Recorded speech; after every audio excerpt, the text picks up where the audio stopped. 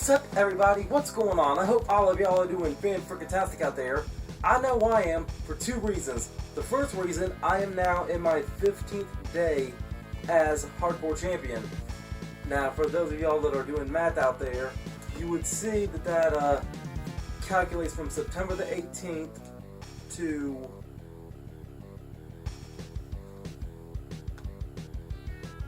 October 3rd. So, unfortunately, I have some bad news. Before I get to the other reason why I'm feeling fan-freaking-tastic. Now, I'm having to make a sacrifice right now. So, what that means is, most of y'all know I'm a wrestler, and now most of the time, because of my actual wrestling schedule, most of the times I'm wrestling on Friday nights. Saturday nights sometimes as well. So, normally when I make these Ring Ramblings episodes, I would used to wait till after the last SmackDown Live on the week of a WWE pay-per-view. However, now because of my schedule, I can't do that anymore. So, until further notice, I can only record these episodes right before the last episode of the go-home show before the pay-per-view. So you know what? Besides that, I'm still feeling fan-freaking-tastic because it's almost time for Hell in a Cell. It is almost time for Hell in a Cell. And I'm here today to ramble about some of the matches. So, first off, from one champion to another, Drew Gulak is putting his championship on the line as he defends the Cruiserweight title against Lio Rush. Now look, personally, I was not that big of a Lio Rush fan to begin with, but Lio Rush just came back, so I would not be surprised if he would be the one to take that belt from Drew. Know what I'm saying? But look, I just love Drew way too much, and I don't want to see him lose the belt. But if he has to, I guess this has to be the moment. So, I hope Drew Gulak wins, but Leo's probably going to take it anyway. Next up, Shinsuke Nakamura puts his Intercontinental title on the line when he faces Ali. Now look, I have nothing against Ali. Ali's pretty cool, but I just love what Shinsuke Nakamura and Sami Zayn are doing right now. It's very interesting. I want to see this go on just a tad bit longer. And plus, I have another idea for Ali in the future, but I'm gonna get to that momentarily. Okay, next up, the SmackDown Tag Team Championships are on the line as the Revival defends against the New Day. The New Day just lost those belts. Let's go ahead and let the Revival retain. Screw it, let the Revival retain the belts. Alright, next up, the SmackDown Women's Championship is on the line as Bayley defends against Charlotte Flair. I think this is just... Look, if it's going to make the feud last a little bit longer, go ahead and let Charlotte get the belt this time. Go ahead, let Charlotte get the belt this time. Next up, Roman Reigns and Daniel Bryan take on the Bludgeon Brothers.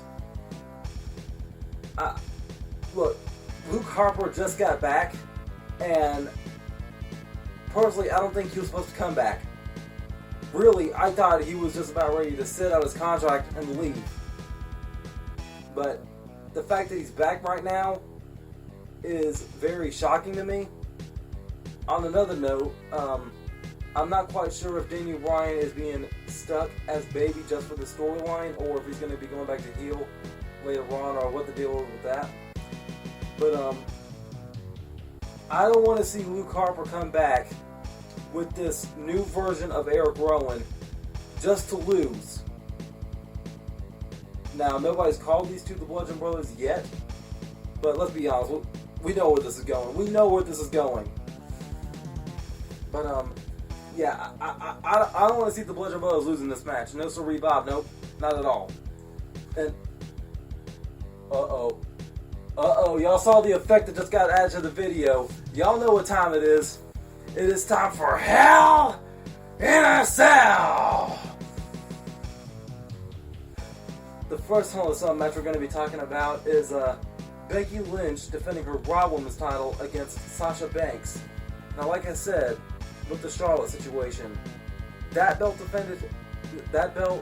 would be awesome if it changed hands just to make the rivalry last a little bit longer. So I want to see this happen with Sasha Banks and Becky Lynch as well. I don't want to repeat myself when I talk about the whole Jessamine Duke, Marina Shafir, and Ronda Rousey, whatever. I don't want to talk about that here again. It keeps Survivor Series just around the corner, and the year is almost over. It's almost Royal Rumble time again. So if it's gonna make the feud last a little teeny tiny bit longer, go ahead, let Sasha Banks win this match as well. And really, if you think about it, Becky's baby, Charlotte's baby. Bayley is heel, Sasha is heel, right? And with the championships getting replaced, it's basically the same thing almost. Kinda. One belt's going to a baby, one belt's going to a heel.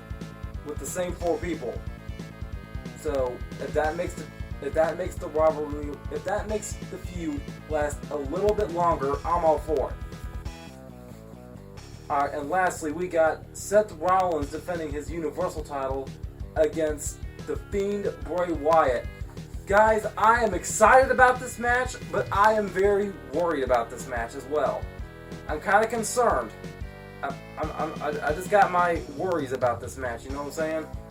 But thankfully, one of those worries eliminated itself this past Wednesday on NXT. So, alright. I heard that this push The Fiend is getting was not supposed to happen right now. I heard this was supposed to be Drew McIntyre's time to shine. However, unfortunately, he got injured, and that might explain why he didn't win King of the Ring. But what I'm worried about is, for one, look, I've always been a big Bray Wyatt fan, and The Fiend, it just escalated what I already loved about him. Okay, but I want to know, can Bray Wyatt make this last? Is The Fiend just another flavor of the month? And I heard about one thing about, yeah, you can be a good champion, you can be a fighting champion, but the issue is, can you draw a crowd being champion? I don't know if The Fiend can be that guy or not, but the other thing I'm worried about is Finn Balor possibly coming back to attack Bray in this match. But I don't know. Look, right now, I'm just thinking there's like way too many excuses about what could happen to make The Fiend lose. And it just has me very concerned. Yeah, it just has me very concerned, and I don't want that to happen. I don't want The Fiend to lose this match. On another note, I did see a dark match and a live event match between Seth Rollins and The Fiend, and The Fiend did not sell the curb stomp. So if The Fiend gets the curb stomp in this match, be prepared for him to just stand up and no sell it. I'm just gonna throw that out there. So yeah, guys, that's been my ramblings about the Hell in a Cell event. I hope all of you will enjoy the show happening. And until next time, make sure all of y'all remember to be outrageously optimistic year round. Booyah, I'm out.